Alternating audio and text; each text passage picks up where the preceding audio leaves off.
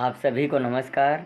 आज हम आदिकाल की पृष्ठभूमि एवं परिस्थितियों से संबंधित कुछ महत्वपूर्ण परीक्षा उपयोगी महत्वपूर्ण प्रश्नों पर चर्चा करेंगे। और इतिहास में वीरगाथा काल का विभाजन में उसका नामकरण किन रचनाकारों ने किया, उन रचनाकारों के विषय में जानेंगे। उन रचनाकारों क्योंकि आदिकाल के कई नाम बोले गए, विभिन्न विचारकों ने अपने अपने अलग अलग मत प्रस्तुत किए। तो साहित्य मानव समाज के विशेष भावों एवं नित्य नवीन रहने वाली चेतना की अभिव्यक्ति है। यानी कि जो साहित्य है वो नई नई नित्य माने प्रतिदिन नवीन नई जो चेतना है, जो भाव है, जो अभिव्यक्ति है, उनको फलने फूलने का कार्य साहित्य करता है। इतिहास में वीरगाथा काल का विभाजन में उसका नामकरण, सबसे पहले वीरगाथा काल का जो समय था वो 1050 विक्रम संवत से लेकर 1375 विक्रम संवत तक, अर्थात महाराजा भोज के समय से लेकर हम्मीर देव के समय के कुछ पीछे तक का माना जाता है।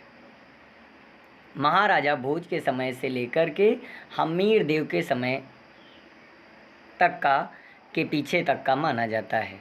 तो आदिकाल सर्वप्रथम हजारी प्रसाद द्विवेदी ने कहा। आदिकाल को वीरगाथा काल आचार्य रामचंद्र शुक्ल ने कहा। आदिकाल को प्रारंभिक काल मिश्र बंधुओं ने कहा। बीजोपन काल, आदिकाल को बीजोपन महावीर प्रसाद द्विवेदी ने कहा। जबकि आदिकाल को चरण काल डॉक्टर राम कुमार वर्मा, जो कि एकांकी सम्राट माने जाते हैं, उन्होंने कहा। सिद्ध सामंत युग राहुल सांकृत्यायन ने कहा। अब इसका जो समय था वो आप देख चुके हैं। तो ये आदिकाल के विभिन्न नामकरण हुए। इनमें अलग अलग विचारकों ने अपने अलग अलग नाम, अलग अलग रचनाकारों ने लिखे। अब आदिकाल में जो रचित रासो ग्रंथ है, उस रासो ग्रंथ में किस भाषा का प्रयोग हुआ, कौन सी भाषा लिखी गई। तो आदिकाल में रचित जितने भी रासो ग्रंथ हैं उनमें डिंगल व पिंगल भाषा का प्रयोग हुआ। आदिकाल में रचित हिंदी का प्रथम महाकाव्य कौन सा है। तो आदिकाल में रचित हिंदी का प्रथम महाकाव्य चंद्रबरदाई कृत पृथ्वीराज रासो हिंदी का प्रथम महाकाव्य माना जाता है। आदिकाल में रचित उस रासो काव्य ग्रंथ का नाम बताएं जिसका प्रधान रस वीर ना होकर श्रृंगार रस हो। तो आदिकाल में श्रृंगार रस प्रधान रचना बीसल देव रासो की जो बीसल देव रासो है वो नरपति नाल कृत है। बीसल देव रचना जो है वो नरपति नाल कृत है, जो कि श्रृंगार रस प्रधान है। राहुल सांकृत्यायन ने आदिकाल का प्रथम कवि किसे माना। तो राहुल सांकृत्यायन ने आदिकाल का प्रथम कवि शरहपा को माना। खालिक बारी रचना के रचयिता अमीर खुसरो को माना जाता है। अमीर खुसरो विभिन्न प्रकार की रचनाएं, सूक्तियाँ, विभिन्न प्रकार के हास्य लेखन में निपुण थे, हास्य लेखन करते थे। और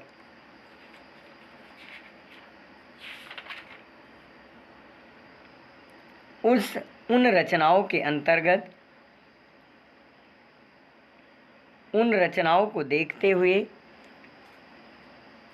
हिंदी साहित्य के प्रथम इतिहास लेखक व उनकी रचना का नाम बताएं। तो हिंदी साहित्य के प्रथम इतिहास लेखक गारसा दतासी, जिनकी रचना है स्थावर दलाल तृतीयोर एंद्वई हिंदुस्तानी, जिनकी प्रमुख रचना है। और इन्होंने ही सर्वप्रथम इतिहास लेखन की शुरुआत की, जो कि एक यूनानी लेखक थे। वर्ण रत्नाकर के रचयिता कौन है। वर्ण रत्नाकर मैथिली गद्य रचना है, जिसकी रचना ज्योतिरीश्वर ठाकुर ने की। राहुल वेल का संक्षिप्त परिचय दीजिए। राहुल वेल एक शिल्पांकित कृति है। इस गद्य रचना के लेखक रोडा। इसका रचना काल 10वीं सदी माना जाता है। सिद्धों की संख्या 84 थी। ढोला मारू रादूहा के रचयिता कुशल लाभ हैं।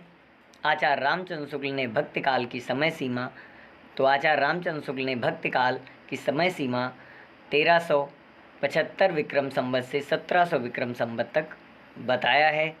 और हिंदी साहित्य को स्वर्ण युग किस काल को माना गया? तो हिंदी साहित्य का स्वर्ण युग भक्ति काल को माना गया। भक्ति काल को हिंदी साहित्य का स्वर्ण युग कहा जाता है। आचार्य हजारी प्रसाद द्विवेदी वाणी का डिक्टेटर किस कवि को मानते हैं? तो आचार्य हजारी प्रसाद द्विवेदी वाणी का डिक्टेटर कबीर दास जी को मानते हैं। 5 संत कवियों के नाम बताएं, तो उन 5 संत कवियों में कबीर दास जी हैं, रैदास हैं, दादू दयाल हैं, नानक हैं और सुंदरदास हैं। कबीर की कविता का मुख्य उद्देश्य था समाज का सुधार करना, सामाजिक प्रथाओं को, सामाजिक कुरीतियों का, आडंबरों की निंदा करते थे, चाहे वो हिंदू धर्म हो चाहे इस्लाम धर्म हो, किसी भी धर्म की वो निंदा करते थे, जो जितने भी आडंबर होते थे। तो कबीर दास का मानना था कि हमारा जो काव्य है उस काव्य के माध्यम से हम समाज में विभिन्न कुरीतियों का सुधार करें, विभिन्न कुरीतियों को हटाएं। सूफी काव्यधारा के प्रतिनिधि कवि मलिक मोहम्मद जायसी को जाना जाता है, मलिक मोहम्मद जायसी को माना जाता है। जायसी द्वारा रचित ग्रंथ पद्मावत किस भाषा में लिखा गया? जायसी द्वारा रचित ग्रंथ पद्मावत अवधी भाषा में लिखा गया ग्रंथ है। जायसी की रचनाओं का उल्लेख कीजिए। तो जायसी के प्रमुख रचनाएं जो हैं वो पद्मावत हैं, अखरावट हैं और आखिरी कलाम है। सूरदास की भक्ति भावना किस प्रकार की थी? तो सूरदास की भक्ति भावना सख्य भाव की थी, सखा भाव की थी।